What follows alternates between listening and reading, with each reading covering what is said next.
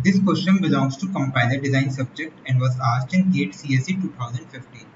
So the question states, the variable x is said to be live at a statement si in a program if the following three conditions hold simultaneously. There exists a statement sj that uses x. So x is said to be live if there is a statement sj that uses x. There is a path from si to sj in the flow graph of the program. The path has no intervening assignment to x, including at si and sj. So we have this control flow graph given below. The variables which are live both at statement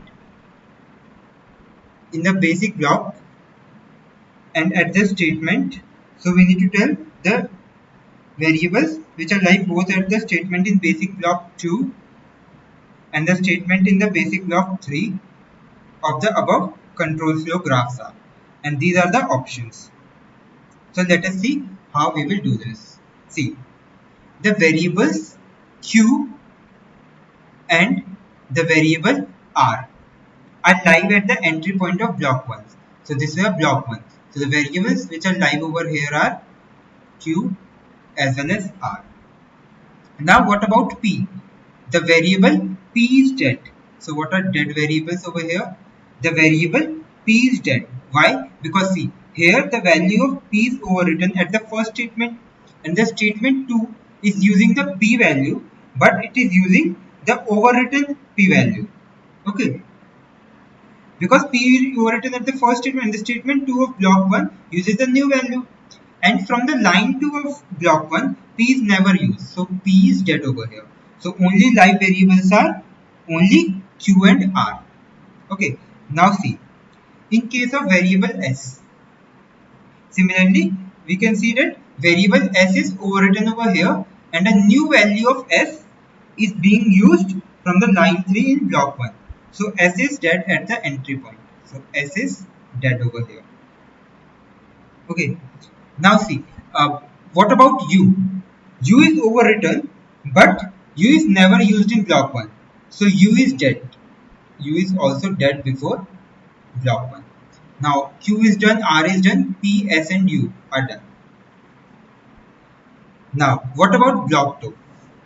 In block 2, the variables r and u are being read. See, we are reading r and u. So they are live at the entry point. So the variables live over here are r and u as they are being used,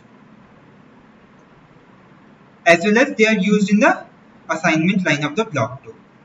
Same is the case for block 3. Here variables s and u are live at the entry point of block 3. So the variables which are live are s and u. Now talking about block 4. At the entry of point of block 4, v and r are live as they are being used. So live variables are v and r. Okay. Now at the block 3, at the exit point, variable v and r are live because, and at the entry point they are live for the block 4. Okay. Now there is a rule for liveness analysis.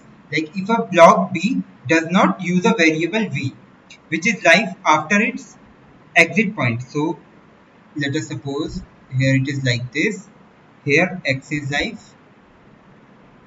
and here x is live.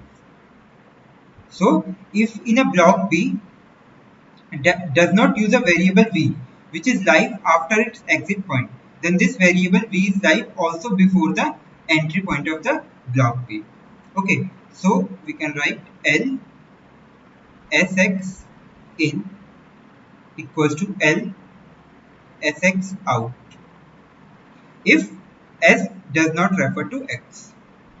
Now, since the variables v and r are live after the block 3, so after block 3, v and r are live over here. So over here we have v and r are live variables.